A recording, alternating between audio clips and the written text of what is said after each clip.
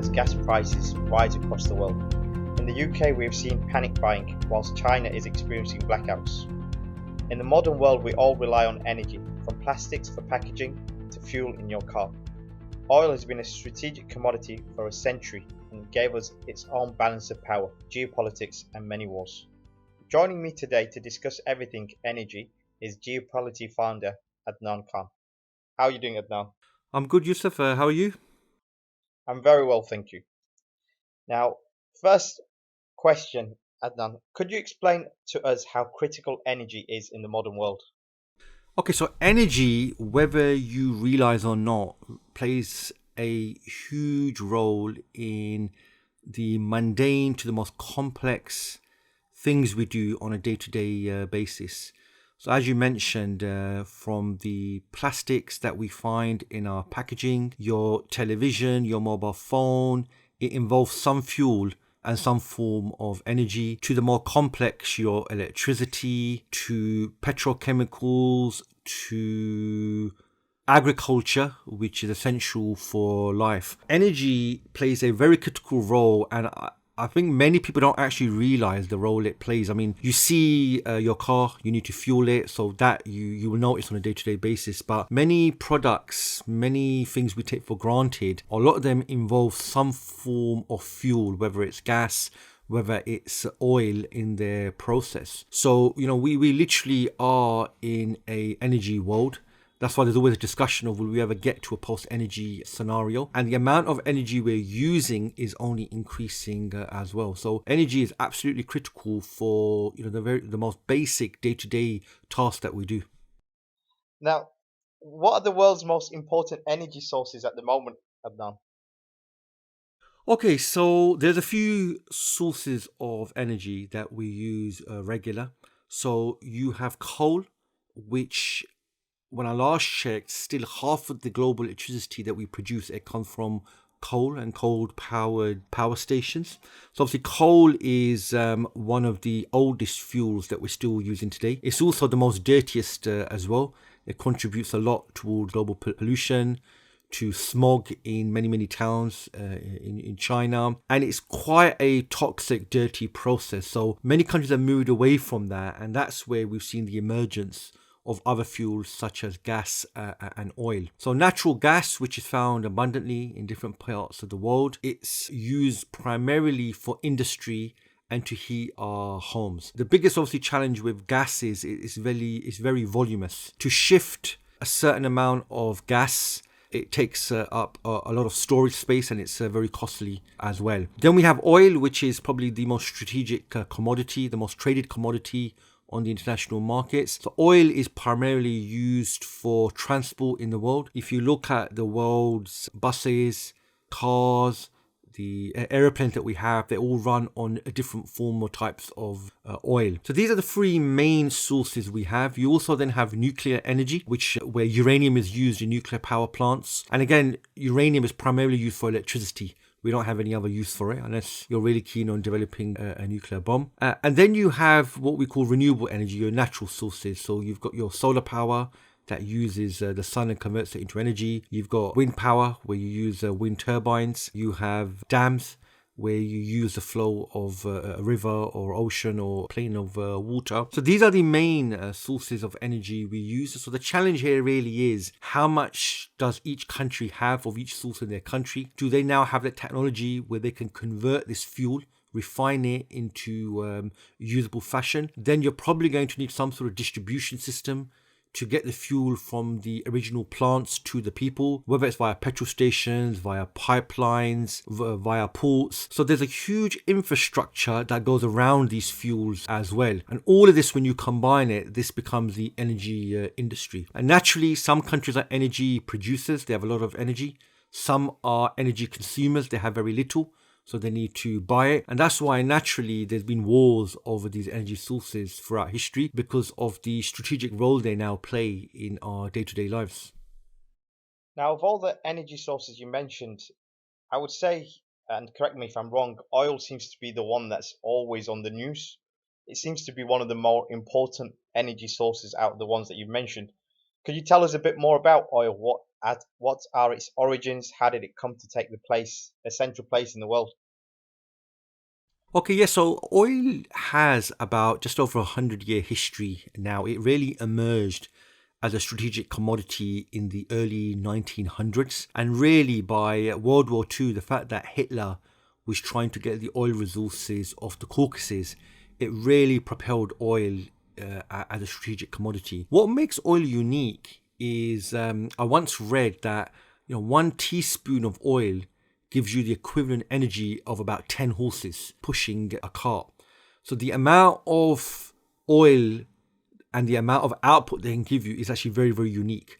And that's why most of the world's transport, the engines, are designed to use oil as a source. So really, at the end of the 1800s, three sources or three places really emerged that had significant oil resources. Prior to oil, coal really was the main energy that the world used, and everyone from all the major powers, whether it's Russia, Britain, America, they were looking for a fuel source as an alternative to coal that would be more efficient and give you more bang for your buck, give you more output. Because coal obviously took up a lot of space, you needed coal resources, very dirty process. So in America, in Pennsylvania, the early days, the late 1800s, there was talks of grass fields bubbling up with black liquid. And that eventually turned into America's oil resources, and the whole industry developed around that. Standard Oil emerged. The Rockefellers emerged as the leaders in developing America's oil market. Then you had the Caucasus. I think at one point 90% of the world's oil came from Baku in Azerbaijan, and Russia and then the Soviet Union. They were very interested in this, so they developed the industry around that with financing from Europe. And then the oil in Persia emerged, and that was something the Brits always had their eyes on it. In fact, it was the company that became British Petroleum that developed the oil fields of Persia, and eventually the monarchy in Persia gave the British company concession. So these were the three areas that really started the oil industry. But because the number of people in the world has grown, the number of cars, vans, coaches, trains, airplanes we have grown. So naturally, for transport, the most efficient energy source is oil. And that's why oil is a very, very important strategic source. How do you transport people? How do you transport your troops during war? Oil is absolutely central for that. And that's why over time, oil has come to play a very central role in global geopolitics. Now, with oil having such a central role in the world, there must be a lot of major players in on the world scene. Could you give us a bit more information about these major energy players? Yes, so you can probably break them down into two groups, from energy producers to energy consumers. So on the energy producer side, you've always had Russia as a major energy producer, major oil producer, and even a gas producer. And that's why Russia has really been in power for at least the last 100 years or so. Then you've got the Middle East. The Middle East emerged, even today, 60% of the world's oil is in the Middle East. So Iran, you've got Iraq, you obviously had Saudi Arabia, and then you've even got Kuwait and the Gulf states as well. So for long, the Middle East has had a lot of oil wealth, and it's not surprising the region's been fought over for such a long period of time. Then you've got the energy in the Americas. So America historically had lots of energy. Canada is also a major oil producer as well, although a lot of his oil is mixed with sand and things like that, impurities. It's quite expensive there to mine it and refine it. Venezuela actually is still considered to have the largest oil reserves in the world today, even though the country is going through a lot of turmoil at the moment. Then on the other side, the flip side, you've got the energy consumer side. So these are countries that need a lot of energy because of the size of their population or their growth, but they lack their own energy sources.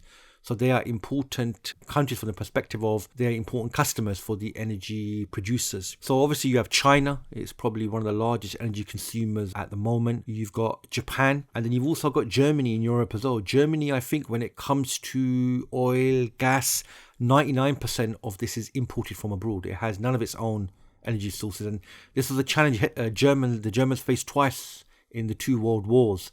that if the wars went on for too long, they've got no energy. And that's why I think it was important for Germany to conquer territories that had significant energy sources. So yeah, these are the major energy players, whether they're on the producer side or the consumer side. So you mentioned some countries who are highly dependent on oil, such as China and Germany. How would these countries actually navigate the energy scene? Would they actually consider oil from certain countries and not from others in order to keep their independence? So this plays out in different ways depending on the country's circumstances and its ability to navigate the political field out there. So we take the case of Germany. Germany is in Northern Europe. It's not too far away from Russia that has significant oil resources. And that's why naturally it's now got the Nord Stream 2, which is a pipeline that goes underneath the sea between Russia and China, Russia and Germany in the north. And America's not happy with this because they feel the more Europeans consume Russian energy, it strengthens Russia's situation and it strengthens them against Europe. And the last thing America wants is a Europe that's beholden to Russia. And Russia hasn't hidden historically, it uses energy sales as a way to gain influence over countries. So the Germans have got no choice. From a logistical perspective, it's close. There's no point in them importing energy from the Middle East. It's just going to take ages to get there. There's no pipeline that comes from the Middle East directly. They'll have to come on oil tankers. They'll have to go around the Mediterranean, around Africa. So from a cost perspective, Russia is practically the best option. And then historically, the Soviet Union built its infrastructure to take Russian energy into Europe. Japan, China, historically have got a lot of their energy from the Middle East because it's closer to them. So, the way these countries have to deal with it is they got to play the political field. So what they need to do is try and have a purely economic relationship with these countries to make sure they don't get influence over them, but then navigate on the international arena and ensure that the dependency they have on Russia or the Middle East doesn't get used against them. Now, the Middle East countries, they don't usually use the energy sources as a political tool. You've never seen Saudi, Qatar or UAE or Iraq or Iran use the energy as a political tool. But you find Russia has. You find America has as well, although America uses the dollar. And because oil is priced in the dollar, it puts America in a very unique position. So these countries, they obviously have a long-term strategy. Now, renewable energy is one way they're trying to reduce their dependence on fossil fuel energy sources. So that would have political implications. Now, if most of the EU move towards renewable energy, then your dependency on Russian energy reduces, and Russia's ability to influence you also changes as well. So, different countries navigate this dependency in different ways. Some countries try to use technology, try to find alternative sources of energy to try and reduce their dependency on fossil fuels. The problem you have is whether it's electricity reactors, whether it's transport, whether it's industry, these have for the last 100 years primarily been built upon coal, oil and gas. You can't just easily weed your way off them. You're going to have to completely change your industry in your country, which is not something that happens overnight. Some of the larger energy companies in the world people have heard about, such as BP, Chevron, ExxonMobil, Royal Dutch Shell. These are some of the largest energy companies in the world, but they're all Western oil companies. How did they come to dominate the market? They dominate the market today because their countries and their leaders and their politicians, they recognize very early the strategic importance of energy and especially oil. As a result, some of these countries, the governments themselves, through their state-owned companies, they led the drive to develop the technology and find a large source of energy and effectively colonize it and then use that for as long as they could. In other cases, what you found was, for example, in America, the government helped private companies to come and dominate these markets. So the Rockefeller Foundation, became one of the richest people in America because they led the discovery of oil and the development of oil in America. You find in Russia, generally, it's been state-owned. Although you've got Gazprom today, which is an independent company, so the state gives it significant support to keep it there. In the Middle East, what you find is you have state-owned companies or sovereign wealth funds which are owned by the governments. But there's no direction here in terms of future technology development. If you look at the Middle East, Everything they do to get energy out the ground is taken from the West. The technology, the infrastructure was built by the West. There's nothing in the Middle East where it's indigenous in terms of the industry. It's been completely built by them. So because the West saw very early the strategic importance of oil, they made sure that they put the infrastructure in place. They made sure they got their companies to lead in this way. So a lot of these oil companies, they get a lot of political cover from their country. So America invaded Iraq. Originally, many oil companies in America were very keen to develop Iraq's oil fields. This is a country that's in the top 10 when it comes to energy reserves. Obviously, in the end, a lot of American companies felt that they were unsure about the profitability of Iraq's oil. They were unsure of the level of security in Iraq for them to actually make a profit. And obviously, investing in Iraq would have been a long-term investment. So eventually, what you've seen in Iraq is many of the contracts have gone to non-American or non-Western companies. They've gone to companies from the Far East. They've gone from companies from other countries. But putting that aside, the West very early identified and recognized the importance of oil. So for them, supporting their companies to come and dominate this area, this became a strategic priority. And you're seeing the results of that now, where the top energy companies are all Western companies. Now, I get that point about the Western world actually coming onto the energy scene very early, but we have a lot of these Middle Eastern nations. Yeah, they came onto the scene late, but considering over 60% of the global oil is found in this region, how come we haven't seen any of these nations progress and become global powers? So it fundamentally comes down to the rulers in these countries. These monarchies, they have absolutely no ambition beyond their territories. They've got no ambition to be regional powers. They've got no ambition to shape the world in a way that suits their interests. You look at Saudi Arabia, what's their interest? Well, beyond Iran, there is no interest really. And Iran's a country in its own region. You look at the US, you look at Britain, you look at Germany, you look at France. Some of these countries don't even have a lot of energy resources, but they've got ambitions for the world. They've got interests in the world which they want to secure, and they're prepared to maneuver politically and use the military when needed. This is not the type of rulers that you have in the Middle East. The rulers in the Middle East are just happy to have wealth. And I think the important thing here is, if you look at the history of the Middle East, what you really had was multiple tribes fighting each other. So some of these tribes, with the help of Britain and France, they were able to take power over territory and turn it into a country, which the West recognized. Saudi Arabia is an example of that. All the Gulf countries are examples of that. These are not countries that have always existed. They were literally created out of thin air by Britain mainly. So the Saud family, who were fighting all the other factions all the time for power and resources, they, with the help of Britain, were able to come to power, and they happen to have had the largest oil field in the world in their country, the Ghawar oil field. But they're just happy to get the wealth. They're happy to dominate Saudi Arabia. They use that wealth to suppress their people, suppress the other tribe that they've always been fighting. They don't look beyond that. They don't look beyond that at all. And that's why, yes, Saudi has the largest oil field in the world. Qatar and Iran share the largest gas field in the world. Pakistan is considered to have the largest untapped coal reserves in the world. But none of these countries have used the resources and developed into regional powers, let alone, powers that operate at a global scale. And that's why, in some ways, the resources that have been found have benefited the royal families or benefited a few individuals, but it's not benefited the nation as a whole or improved their position in the world. Now, talking about regional powers, China and India are becoming very strong, especially China in more recent years. But neither of these were actually oil exporters or energy exporters. How do they actually fit in this energy context?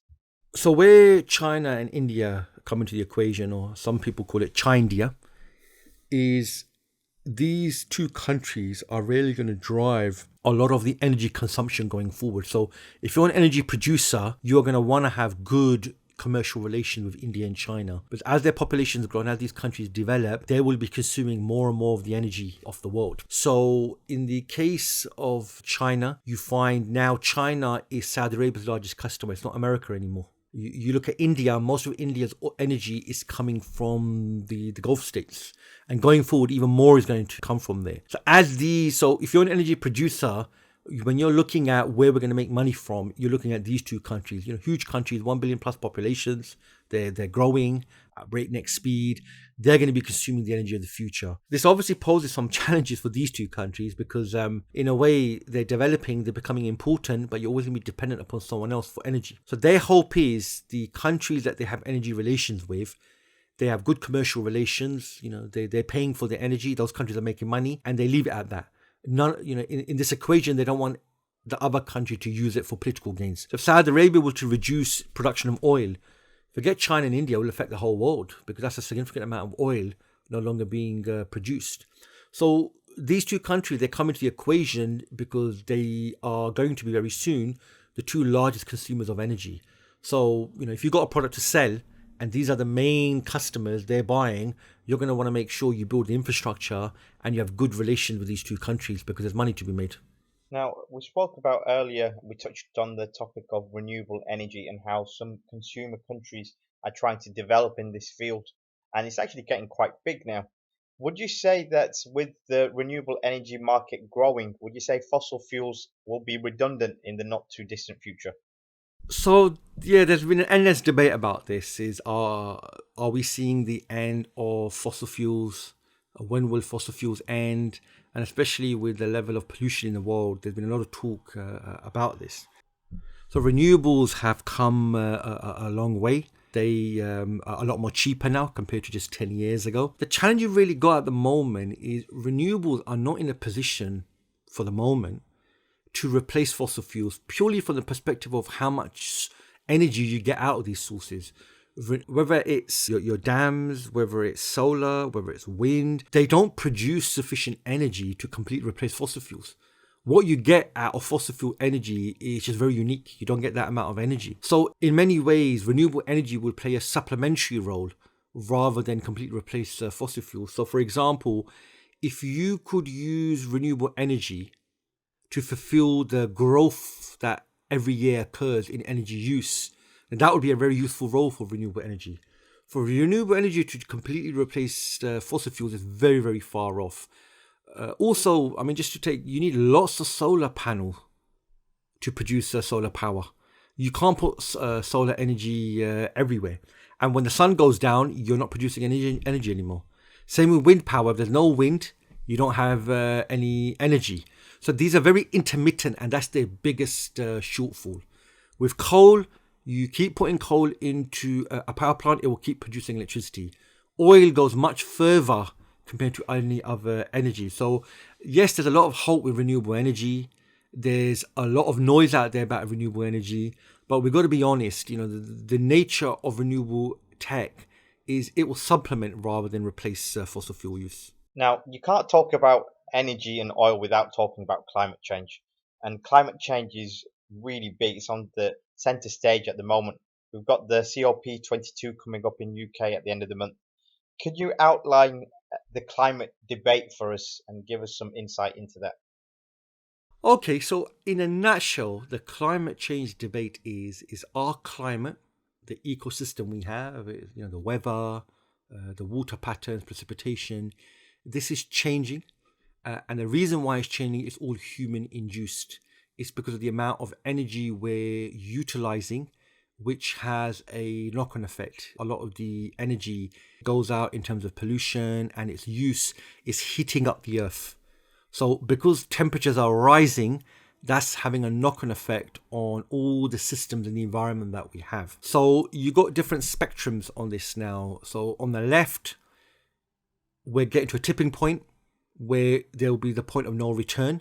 So their position is we need to completely reduce and then eradicate fossil fuel use, because I think 80% of the emissions we have in the world come from fossil fuel. So that's their position, and they're very loud about it. Then you've got the position on the right, and there's two positions on the right. One is that this is all a conspiracy. The Earth has been warmer historically. In fact, the Earth's getting warmer is based upon data that's only been collected from about 1850 onwards. So it's not from prior to that. So their view is it's all a hype and it's all conspiracy and we don't need to believe it. Then the other view, which is considered on the right as well, is that yes, we recognize that there's a problem with climate change, but the best solution is we shouldn't let this affect our economy. We still need to keep the economies growing.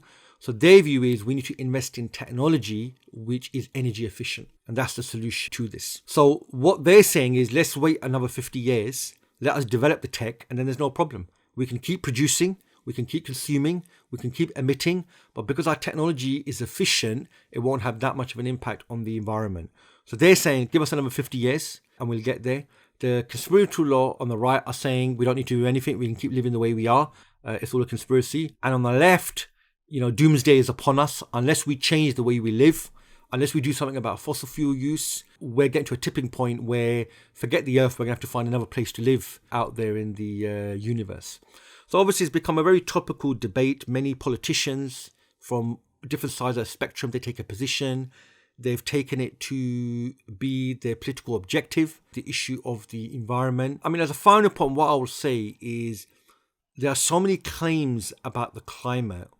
And, people are coming from political positions, there's a lot of money flowing into some of these positions. Energy companies don't want fossil fuel use to reduce. It completely impacts their work. And in some ways, the ideological position on this, we've come to a standstill. So what we really probably are going to need is an alternative civilization with an alternative view on the world. It needs to actually measure the claims of climate change. You can't expect anyone to do it here because, it's become, with capitalism, they've come to a complete endpoint where they've got differences amongst themselves and they can't move forward. So you need a different civilization that actually looks at and assesses the claims of climate change. None of this takes us away from the amount of waste being put out, from what's happening with the oceans, from consumerism leading to all sorts of waste, from the growth imperative. The fact that the economy needs to grow is leading to more and more toxicity, leading to pollution going out there. None of this takes us away from that. In fact, even before the climate changing, these are already issues that we have, and these are more immediate. The number of cities where it's not safe for you to be there, even breathe. Lahore and I think Dhaka are the worst cities when it comes to pollution. Many of China's cities have smog all year round. I mean, during the Olympics, they had to use seeding in the atmosphere to get rid of the smoke. These are immediate issues even before you look at the climate. But the whole climate debate is within the context of the economy still needs to grow. And that's a capitalist principle, the growth imperative. The economy has to grow. So that's why the right view about tech, what that means, let's keep the economy growing. We just got to find the right tech. So as you can see, just from this short summary, there's a lot of perspective to the climate debate. Now, you mentioned that the argument that all these sides are proposing, they all still agree on the fundamental basis that the economy still needs to grow. Wouldn't you say that it has to grow? Are you proposing that we let the economy shrink? Wouldn't that actually create more of a problem for societies? Yeah, so, not having economic growth is considered blasphemy in liberal capitalism. I remember even studying economics at university. The problem is, should the purpose of life be more of everything? There's a ideological discussion to be had here. Is life all about consuming more? Because there's ramifications. If you consume more has to be produced, more energy has to be used, there has to be more waste. You can't just leave that to another day. Now it's coming to haunt you in terms of the pollution, in terms of toxicity that you have, in terms of the water being contaminated. This is the result of consumerism. This is the result of capitalism. We're in this position that the world is getting warmer, not because there was some other ideology of producing. A lot of this from the Industrial Revolution era. So there's a debate to be had here that should the purpose of an economy purely be economic growth? Because if the assumption here is if the economy grows, more people are consuming more, and more of people's needs are being met. That's the assumption here. And that's an ideological position that comes from liberal economics. There are other views to this. There are other views of what's the purpose of humans, what are the actual needs. There are differences on this. But because capitalism has been the dominant ideology for the last 100 years, or even the last 50 years, or even the last 25 years without communism, it's dominated the international system. And it's during this period we've seen that climate and pollution has got worse. So there's a debate to be had there. Should the growth imperative be the purpose of an economy? Now, with all these ideas in mind and all these trends, where do you think energy will be in the future? So we have 7 billion population in the world, and it's estimated that by the end of the century, we would have reached about 11 billion. So population is only growing. That means more resources are going to be needed. But we're in a situation at the moment where, Industrial Revolution finished 1850. Since that time onwards, all the easily accessible energy has already been used. So going forward with the increasing population, we're going to have to find new resources. And these new resources are going to come from more riskier places. So if you take oil, for example, most oil, it comes from onshore areas or just offshore. Now you're going to have to go further and further into the oceans to get energy. And there's all sorts of issues there about safety and things like that. Russia has lots of energy in Siberia, but it's too cold there. But Russia has used a lot of its easily accessible energy. So if it wants more energy, it's going to have to go to these more riskier places. And if you look at oil, even today, 50% of our oil actually comes from around 115 large oil fields. And the estimate is by most analysts, you're not going to find another Middle East again. Even the Arctic, which is going to come online, you're looking at about 50 billion barrels of oil. That's about a decade or so. If you look at gas, I think 3 countries, Qatar, Iran and Russia, they control about half of the market. But again, a lot of the easily accessible gas has been discovered. What they're now discovering now is gas further out in the ocean, in areas which are hard to reside. So Russia, for example, is looking to start developing its Arctic gas fields, but it has no population there. To get energy out of the ground, you need infrastructure, you need skilled labor. Same with uranium. If you look at cobalt, if you look at all the metals that we have, we've been getting them out of the ground at a very rapid rate. And obviously the easiest to get out the ground, profit perspective, a lot of these have already been utilized. So we need more energy because there's going to be more people in the world. And that means this energy, we're going to have to go to those more difficult and isolated places where profit will be a major issue in these sort of places. I guess with that sort of trend in terms of growth in population, we really need to think about the way we're going in terms of production and consumerism, because we probably can't sustain that. Yeah, that's really the direction the discussion needs to go. But what you're finding is most of the discussion, now the discussion is going to space tourism, going to other orbital planets, going to out of the Earth to try and get resources as well. In fact, what's driving a lot of this, the future of space, actually is we've used a lot of the resources on Earth. We've destroyed the ecosystem. We need to now go beyond and go somewhere else. So what that shows you is keeping the economy growing, keeping consumerism going, that isn't changing. That's not changing at all. And you're right, as you said, that's what the discussion really needs to be. Even the key solution they've got for reducing emissions is to have these emission targets. And these emission targets can be traded between countries, which completely defeats the purpose. You've got an emission target to reduce the amount of emissions you have, but you're trading it with another country. Completely defeats the perspective. But again, if you reduce the amount of emissions, then that will be good for the environment. But reducing emissions means your industry need to produce less, which affects economic growth. So this comes back to, again, the growth imperative at the moment is driving the whole debate. And no one's really presented an alternative. You've got the Greens who believe, if we can move towards green tech and green energy, yeah. But as we discussed, green energy, the amount of energy we are consuming, green energy cannot produce that amount of energy at the moment. Even nuclear energy, which people don't consider renewable, but it's not a fossil fuel as well. It's lost a lot of its popularity because of the Fukushima disaster, Chernobyl. Although nuclear produces a lot of energy, these plants, they last for 25 years, the nuclear plants, the waste from there has to be stored somewhere. So even when a plant ends, it hasn't actually ended. For the next 100 years or so, the fuel that you used and the waste, it has to be stored somewhere because it's toxic as well. So there's issues even with that as well. So as you can see, I'm sure a lot of this will be discussed at the COP summit, but it shows you that energy is such an important aspect of our daily lives. The direction this goes on, the direction all this goes will have an impact on our lives. Thanks for your time today, Adnan. If you want to learn more about the issue raised today, please check out our website, www.thegeopolity.com. You can also learn more on other issues by accessing our website, where you'll find comprehensive insights. I'm Yusuf, thank you for listening.